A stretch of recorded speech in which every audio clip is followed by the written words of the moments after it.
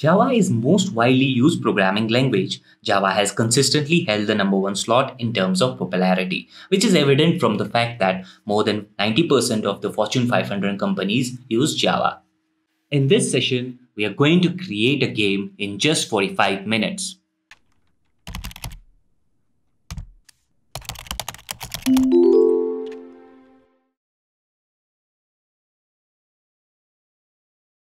Hi guys, welcome to this session. In this session, we are going to create a game in 45 minutes using Java. So the language that we are going to use here in this session is Java.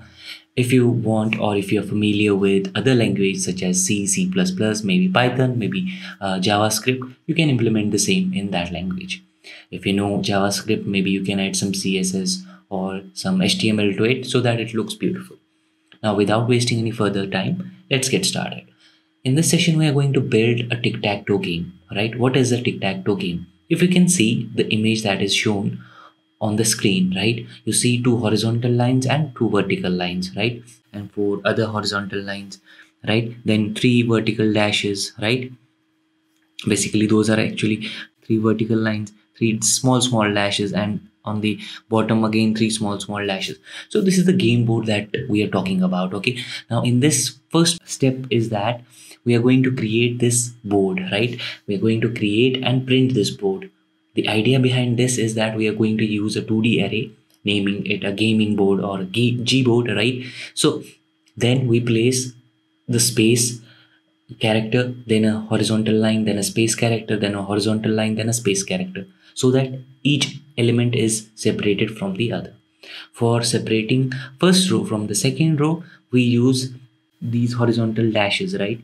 There is a if you can see in the screen, the second row, that is all dashes, okay, wherein we are not going to place any of the elements. This is just for the separation of first row and the second row. Similarly, for the second row and the third row, there is again a small dash signs to separate them. Now the second method that is on the right hand side is for printing the board. Okay, now let's get started. So the editor that I'm going to use here is Sublime. Okay, now let's first save this file. Let's save it on the desktop. Let's name this file as tictacttoe.java, right? Let's save this file. Now let's create a class, naming it a tic-tac-toe. Cool. Now let's create a main method that is public static void main string args. Cool guys. Now the first thing that I talked about was that we are going to use a 2D array, a character array, 2D array, right? Let's name it as gboard, right? board, board, right? Cool guys. And let's make it a static one as well, right? We are going to use this static array. Now let's try to place those horizontal row, now let's place some rows and columns into it. So the first element will be a space sign wherein we will place our element. The second will be the separation, that is the horizontal stick. Then again a space, right? Then again the stick, right? The stick sign. Then finally the last element, which is a space sign. So similarly, what we are going to do, we are going to paste it several times, right? Let's paste it first, 2, 3 and 4. Now let's separate the rows. Okay, so herein we will use dash sign, again a dash sign, right?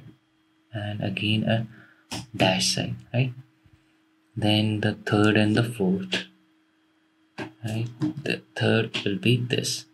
So now once we have created all our rows and columns, now it's obvious that these lines are separating them. The third row, actually it's the fourth row and the second row, right? Cool guys. Now let's indent it a bit properly. Done. Now let's try to print this board. Okay, rather than writing everything in your main is not a good option, because it will affect our debugging. If we somehow had some error, then finding it in the main method is very problematic. Now a better approach is what we can use a method to call that. So we are going to create a method naming it as printboard. Okay, let's call it printboard, right? And passing it the gboard as argument, the 2D array. Now let's create this array, this method. Let's name it static because we are not making an object. What we do, we will call it directly by its name. Okay, now it will return void. Basically it's just for printing, right? Then printboard, and let's make a character array which is of 2D nature. Let's call it as well the gboard. Okay, now let's try to print this. For that we will use two loops, right? One for the row, that is int r equal to 0, that is for row. R is less than what, the gboard dot length, which gives me the size of the row, right? And then I will increment our row. Similarly, what I am going to do, I'm going to create another for, right? So in this for loop I am going to create a column. Now I will traverse in the column, right? That's how we print our 2D array, right? There's no rocket science in it, right? Now it's less than gboard, right? How we used to find the, how we get the column length, that is with this bracket sign and 0 inside it, dot length. Cool, guys? Now once we are done with this, then we increment our this pointer as well. Now let's create simple println statement. Okay, system dot out out. Okay, it's caps. Okay, out dot print. Now should I write here a print ln, or that is the new line, every time it will print a new line, or just a print? Just a print, because I want each row in a single line, then there will be a enter on the next line starts, then I will get another row, then another row. Okay, so I will use here only the print, right? I want each row to be in a single line, right? So what I will do here, I will just gboard, I will just print the elements, right? Row and then a column. Once we are done with this thing, right, and then after this loop is over, then we simply call a method again, a println statement, just separating these rows, print ln. That's it. There is no rocket science in this function, right? Simple, right? You got the point, right? Okay, now let's save this file, and now let's open our command prompt. Let's go into that folder where we have stored it. We stored it on a desktop, right? And then there is the game, and then simply what we will do, we will write cmd here. This will open up the command prompt, and then we will write java c. Okay, there's something wrong with it, just give me a second. Java c, and then we will write tic tac toe, right, dot java. That's how we compile our program. Let's see if there are any errors. No errors are there. Okay, there was no rocket science in it, right? It was just getting a 2D array to look like a matrix. So this is our matrix, right? The board is done. Now this board has been done. This is the first step. Now let's go ahead and see what we are going to do. Now what we are going to do, we are going to place values, okay? That is zeros or cross sign, O sign or a cross sign, right? So for that we are again going to create another method. Basically writing everything in a main, as I told you earlier, is not a good thing. So now we are going to create another method, naming it placeholder, wherein we will place our positions, okay? So in this method will be having 3 arguments, right? First will be the board that we will pass him, then the position where we want to place our value, and then the string user. What does this mean, string user? Basically once you will play and once your opponent will play, right? Makes sense to you guys? So that's why we are going to use this string user. Then we are going to use one variable. Then we will check if this user contains you, right? You can write anything, me, you. So it's you, and then it's CPU. Okay, so if it's you, then you will place a cross sign. Then we will add the position in the set. Let's forget about this line for now. I will cover it in the next slide. Okay, So then we will place our value, and similarly we will check for the user. If user is CPU or comp, that's computer, then we will place a O sign. And once we are done with this, then we will use multiple, you can use either a switch case or a multiple else if statements, right, wherein you will check. So now, is this a good option to write indexes, right? 0, place a value on 0 0. If this is this, then if 0 0 is present, that row is 0, column is 0. Then if 0 comma 2 is present, then place a value. So rather than using these indexes, right, these rows and columns, let's name these 9 positions by the switch case and call for the position. That means we are only going to place our values from 1 to 9. Let's make it simple for us. Okay, so now when I say case 1, that you are entering one position, that means you are trying to insert value on the 0th row and 0th column. Okay, if you're placing 2, that means 0th row and 2nd column. Why this 0th row and 2nd column? Why not 0 and 1? Because if I talk about earlier slide, that 0 comma 1, that is 0th row and 1st column, is used by that separation, right, that horizontal stick, right? So that's why. So 02 represent the 2nd position. Is it 03 or 04?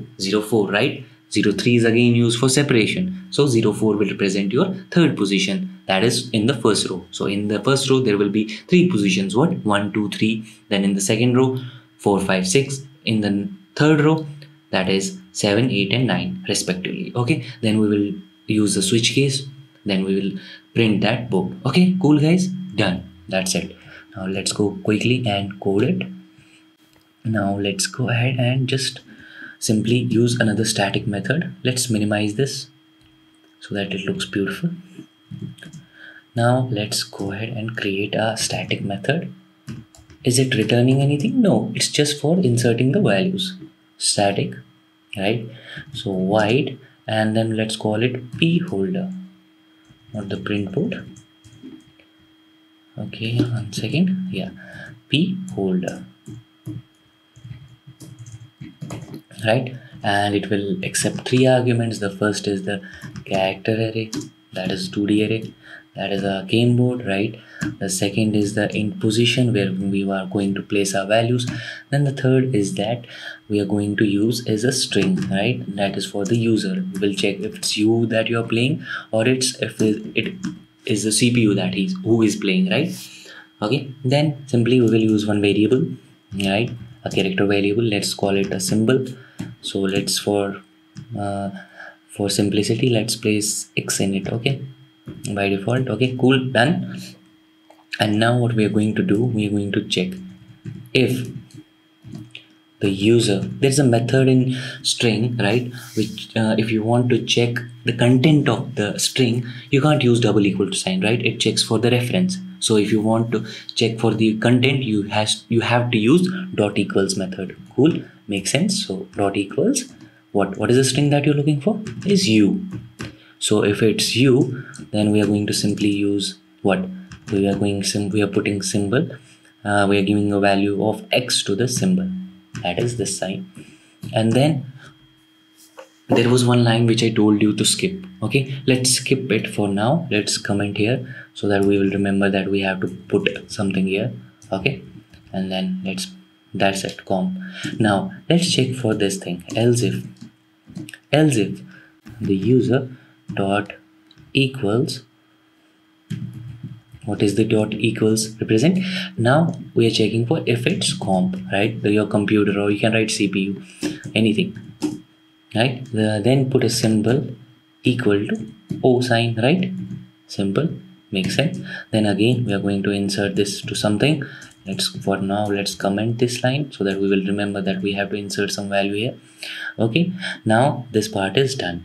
Now let's create a switch case so that we can place our values in the matrix. Okay, now switch case, that is switch. Now we will check what is the expression that we are going to use here, right? The position, right? So we will write position here, and then we will make our switch case. So the first case will be for, that is case 1 will be for what? Gboard 0 comma 0, right? 0th index and 0th row and 0 column is equal to symbol. That's it. right? Nothing more than that. And then we will write break to break the conditions. We know how a switch works, right? Similarly, this is for the first element. Now similarly we have to do it for the all the 9 elements, right? Let's do it for the second. And herein, will it be 01 or 02? 02, right? Yes. Then third, will it be 03 or 04?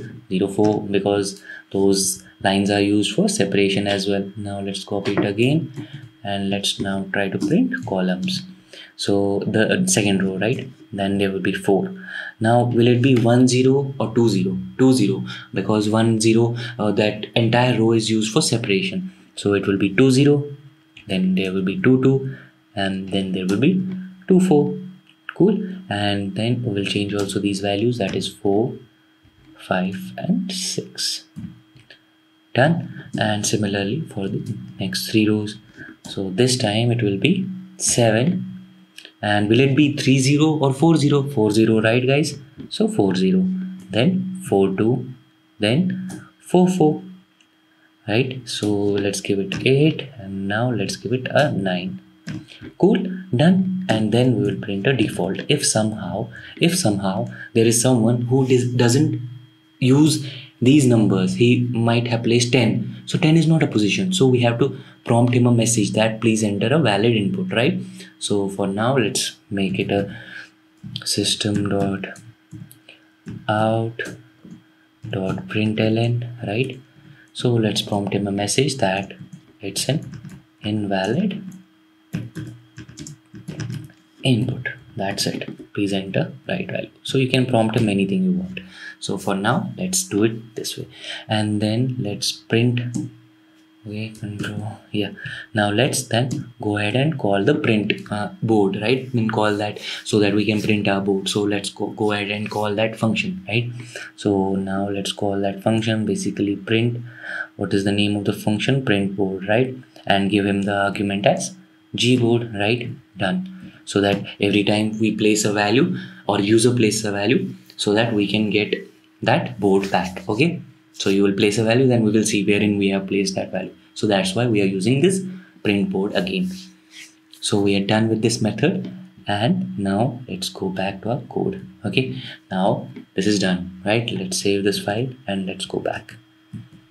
Okay, now this entire slide has been covered except the 2 statements that I used for comment, that I indicated those comments, right? That will be covered in the next slide. Okay, so now let's see what are the things that we are going to do in our main method. So basically when a user plays, you will get a prompt like enter number from 1 to 9. Then you will enter your value using a scanner class, right? We will enter our values. So after that we will check. What we will check? We will check if you have placed earlier on a position 1, then you are again placing it on a 1 on that same position, right? So you must know that you have entered already. There must be a way, right? So to represent that thing or to implement that thing wherein we will check if this number has been entered by you or the CPU, right? We have to have some way to do that, right? So for that we will use 2 hash sets, right, which will contain all the positions. We will use 2 hash set, one for the user and one for the CPU. So basically those 2 sets will contain all the values that you have entered. So then the next while statement, that is your set contains user position, will check for those conditions, right? If it's either on the user set or either in the computer set, we will check. If it's not there, then we will place a holder, right? The placeholder is called at the end. No, now if it's already been entered, then we will prompt our user the message that please try again, enter a value from 1 to 9, and then give him an input, right? Cool, makes sense. Now let's go back to our code. So first and foremost thing, that let's create those boards, those hash sets. We will name it global, right? Why global? So that we don't have to pass it to each function or each method, right? So let's create those methods, right? Those hash sets static, right? Why static? Because each of our methods is static, so that to access an element which is non-static cannot be done in a static method. So static hash set of integers, right? Done. Let's name it your set. that is the user set, equal to, let's copy to this thing, same back to this side, let's name it new. That's done. Now this is how we create a hash set. Similarly, let's do it for this one as well, right?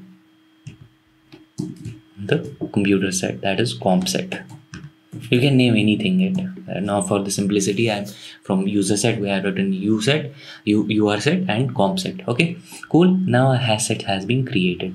Okay, now let's place these value. Every time you place a value, now this comment sign, now we will come back to this. So every time you will place a value, we need to update this thing, right? Now there is one statement that you just need to add, right? How you add values in the hash set using add method, right? So I will just write what u set, that is your set, dot add what, we'll just add that number in it. What number? The position, right?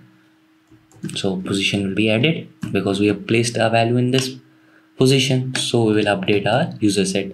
Now if we have placed it in a comp set or the user, now the CPU is playing, so we will update our comp set. Make sense now? Earlier you might get some difficulty in understanding. Now it's clear, right? Why we are doing this thing, to update our hash sets. Now let's go back to our main method. So now for the user to enter some values, we need a scanner class, right? So that's what we are going to do in our main method. We are going to make a scanner. Let's make a scanner class. Scanner, let's call it input. Okay, let's put it in. Okay, new scanner, right? Then system.in. That's how you take an input, right? System.in.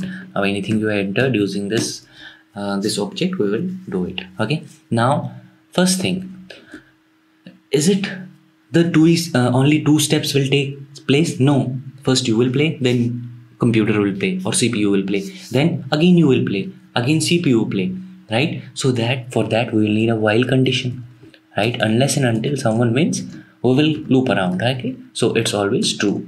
It's an infinite loop, right? Now what we will do, we will just enter values. What we'll ask the user to enter some values, right? So let's prompt him a message as well. System.out.println, right? We'll prompt him a message that, okay, print, not println, let's keep it print. Okay, enter values. Okay, I missed the string sign.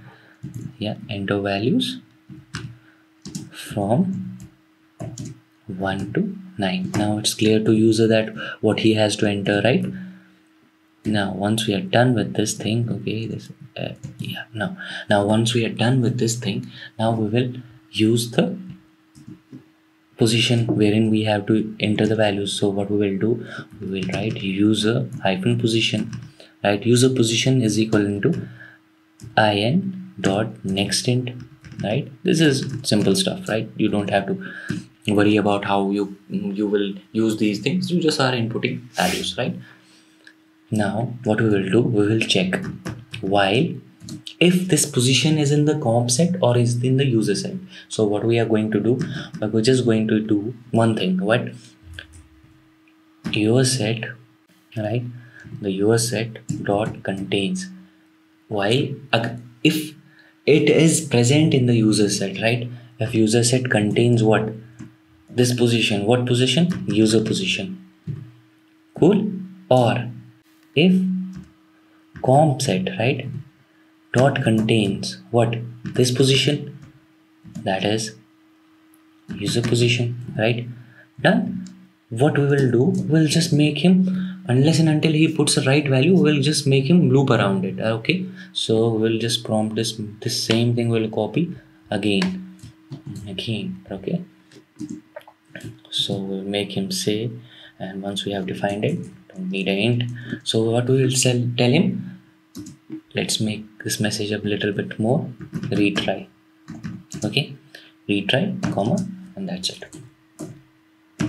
Retry, enter values from this position. Okay, makes sense? Okay, so also put a println statement so that this will separate some. Just for the indentation purposes, that's it. It will look a bit messy. You can tell, and that's it. Okay. So now we have made him re-enter values unless and until he puts the right value. So once he has done that, right? Once the user has done that, we will just place our value. What? We will call a p hold method, right? P hyphen holder method. And what are we going to pass him? First the gboard, right?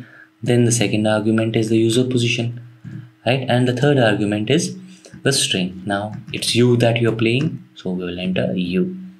Done. So that's how we create the main method for the user. Now let's go back to our code. Okay, let's save this file. So the main method for the user is done. Now let's talk about what is the CPU method. So for user you were inputting, but for the CPU we will make a random method. We will call some random function which will generate a random, and we will restrict that random method from ranging from 1 to 9. So he can only choose from 1 to 9 positions. Okay, 1 to 9. So that's how we do it. We will call a generate random method. We will just fix it or restrict it from 1 to 9, then call a random function in the math class, and we will solve this problem. Okay, and similarly once he has entered the right value, we will place that in the comp set. Okay, cool, makes sense. Now let's go back to the code. Now what we were going to do here, first let's simply copy this thing, right? Then I will show you what are the changes that we have to do. So now do we prompt? It's always the user that is waiting, not the CPU, right? CPU doesn't get this message enter values from 9. If he has done something wrong, he will handle it himself, right? That's the idea. So we will remove this line, and then we will just call it, instead of user position, let's call it comp position. Okay, or CPU position. That will make sense, right?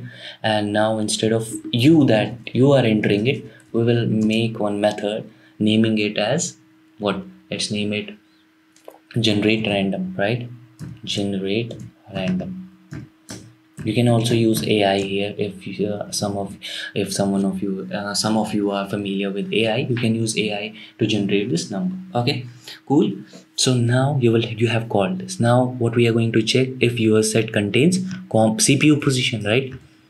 This position, and if comp set contains, right, CPU position, he will check in his set as well as in the user set. Both the sets will be checked. Okay, what happened here? Where are we? Okay, here. So he will check in the CPU position, right? Now he has checked those positions. Now do he get re-enter values? No, these two lines also have to be removed because he will handle this thing, right? So again we will just update. We will ask him to generate a random position, calling again the random method, right? Generate random, right, is the method that we called again, and he will, unless and until he enters some value that is correct. Once he has entered, we will just call the game board and send the CPU position, right? The CPU position is sent, and then we will put what are the values that we used. We used we used CPU there. Let's check what we used here. Yeah, no, we used comp, right? So we have to send this comp. Just copy this thing and done, right? So our method is done, right? Our main method is done for the CPU. But now let's try to create that main method or the random method. So again we are calling it by its name. So again it will be a static. What will be its return type? It will be int because it's returning the position, right? So for that we will use the return type as int, right? And now let's call it gen random, right? This is the method that we called. Okay, now let's restrict it from the range. So the maximum value we can go on is 9, right? And the minimum value is what? 1. Done.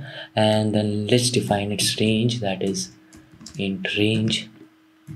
What will be its range? It will be max minus min plus 1, right? So to get all the numbers from including 1 and up to 9, including the 9 as well. So max plus max minus min plus 1. We got the range. Now let's try to get the result. So once we got the result, we will return the result. Okay, return the result, that is integer. Okay, now what should be here? So whenever we call this math, okay, whenever we call this math dot random method, it will always generate what? It will always generate a value which is it will always return a value which is of double, which the return type for this is double. So first and foremost thing is that we need to typecast it, okay, to integer. Once we have done that, now whatever we got, we will just typecast it, and for setting it and giving it a range, we will just multiply it with the range and then plus our minimum value. That's how we restrict it. Cool guys. So once we have restricted our CPU from 1 to 9, our get random method is also done. Cool. So once we have completed this, we are done with this random method as well. So let's save this file. So the main method for CPU is also done. Now let's talk about global sets. Why we defined it, it's already been clear to you guys. Now we have defined everything. Now what is the thing that is missing now? There's only one thing that is missing now. What? The winning conditions for both the players, right? So we will check, right? We will create one method in which we check who is the winner. Once we got some return value or return, we will return some string. You won, you lose. We will check if that string size is greater than 0. We will print that result, right, for both the user as well as the CPU. Okay. Now let's go ahead and implement this winning condition and then implement the method. So there is only one thing that we need to do.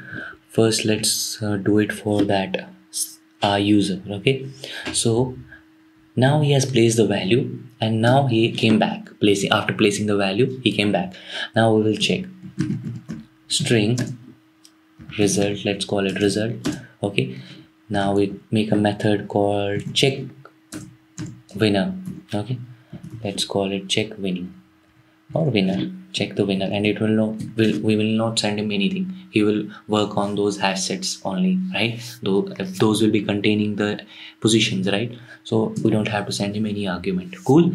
Now we will check if the result dot length, that is if the result dot length, if it result is containing something, that is it will be greater than 0, then we will simply do one thing, that is system dot out dot print ln, right? What we will print? The result. That's it. And now you might be thinking, when we will just break out of this loop, when we will do? Once we got our result, right? Then we will write break. That's it. Done for the user. Similarly, we will copy this thing. Once the CPU has done his placement, right? He has placed his value in the board. Then we will check for the CPU as well. This result has been already defined, so we will remove this sign, and that's it. We are done with all the things, right? Now the last thing, that is the most important thing, is that check winner method. Now we will implement this check winner method. That's it, and rest of the code is ready. So now let's implement this check winner. What will be its return type? Again, it will be a static, right? First and foremost thing, it will be a static. And then what will be its return type? It will be string. What is the method called? Check winner. Will it receive any arguments? No. Now, what are the winning conditions? If you can visualize this board, what were the winning conditions when we used to play? If someone got his x's in the first row, all the first row is covered, that is 1, 2, 3 position has been covered, right? He is the winner, right? So there are 8 winning conditions, right? 1, 2, 3, 4, 5, 6 for the second row, 7, 8, 9 for the third row. For the first column, it's 1, 4 and 7, right? So you need to visualize this thing. 2, 5 and then 8 is the another column, right? So similarly, there are 8 conditions including the 2 diagonal ones as well. So I will just paste these things. This is just the repetition of this, so that's why I have already done this thing for you. So we'll paste this thing. Now, is this clear that we are making a hash set, right, for all the winning conditions? If you see, I have added r1.add1, r1.add2, r1.add3, right? 1 2 3 has been added. This is the winning condition for the first row. For the second row is 4 5 6. For the third row is 7 8 9. For the first column it's 1 4 7. So the second column it is 2 5 8. For the third column it's 3 6 9.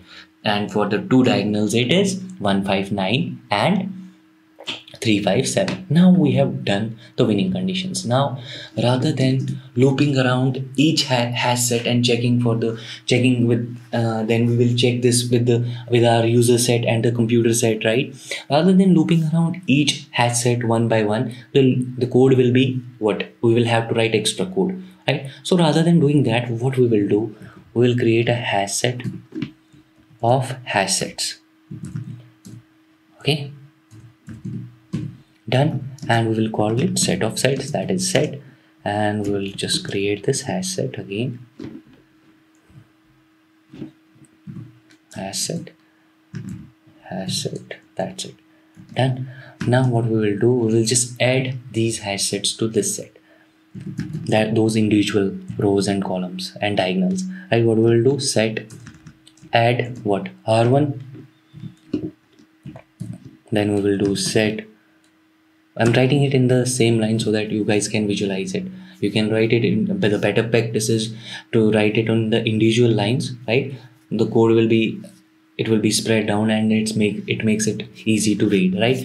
So for simplicity, I'm writing so that you guys can visualize what I'm doing. Okay, I'm doing add, what I'm going to add now, row 2, right? Then set dot add what, row 3. Done with this thing. Cool guys. Now simply may copy this thing and we will do it for the columns as well. Set dot row, that we have to add column 1, the column 2, the column 3, and then finally what we will do, we will add what, diagonal 1, we have called it d1, and then set dot add what, diagonal 2. So now what we have done, we have added all the hash sets in this set of sets, right? The main hash set, we have all the winning conditions in it. Now there's one thing that we just need to do. Now what we will do, we will just loop around it. What we will do, we will just write hash set, right? It will give me a hash set. Well, let's name it C. Okay, it will give me an object, this thing. Then what we will do, I'm using the for each loop here.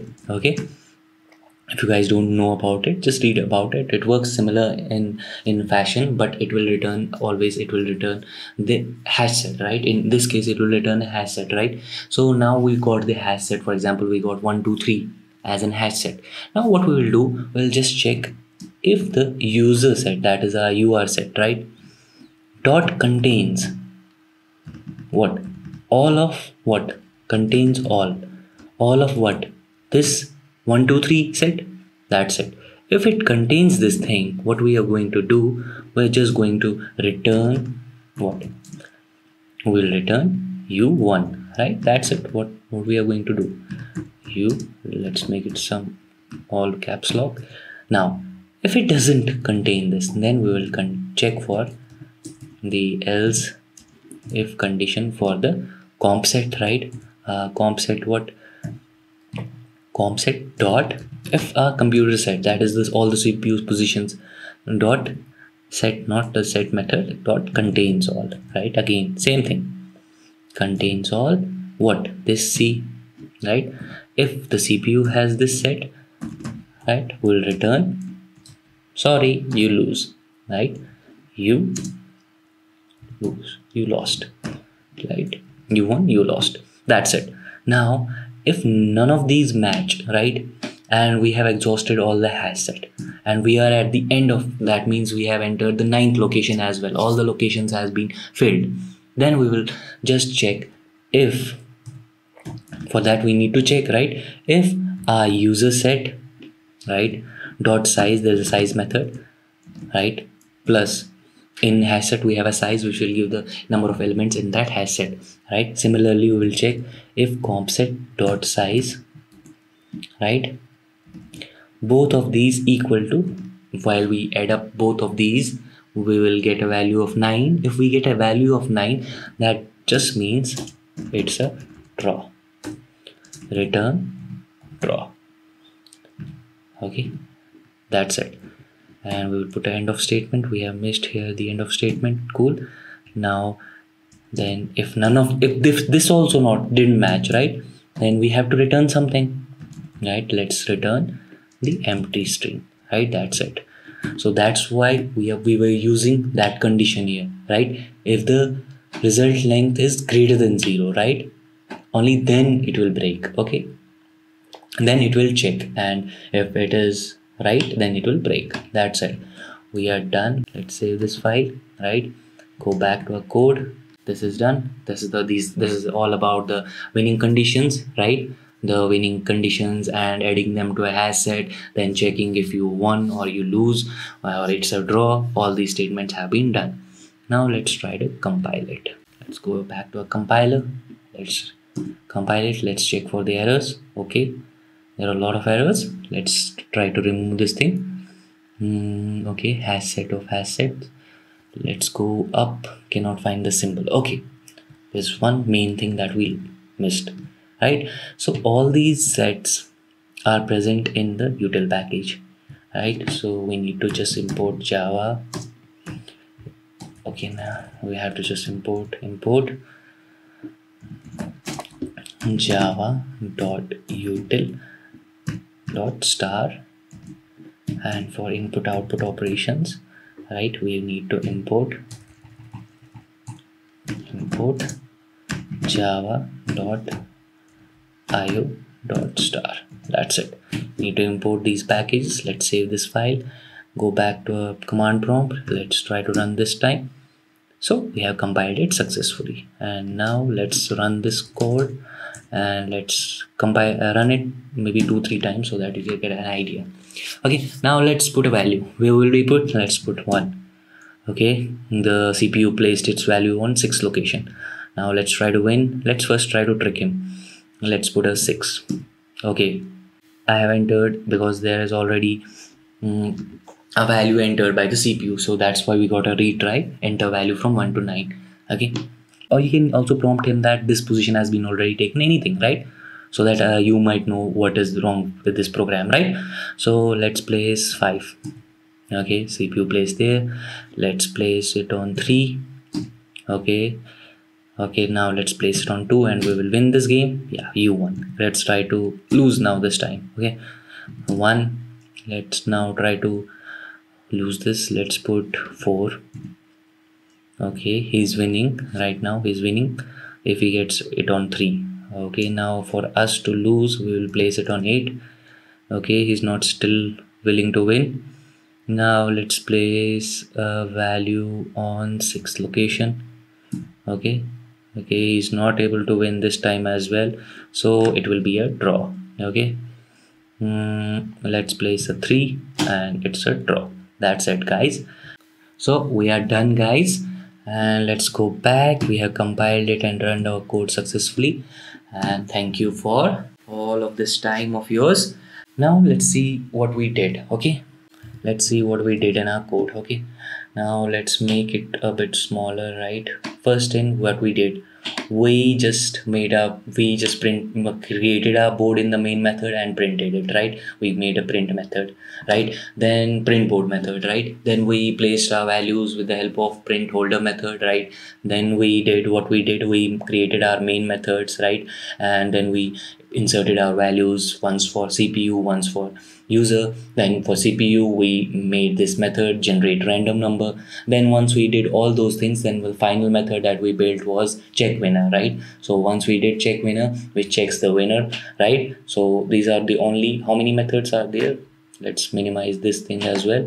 So there are only 5 methods, right? 1, 2, 3, 4 and 5 methods, right? So with these 5 methods you have successfully created your game, right?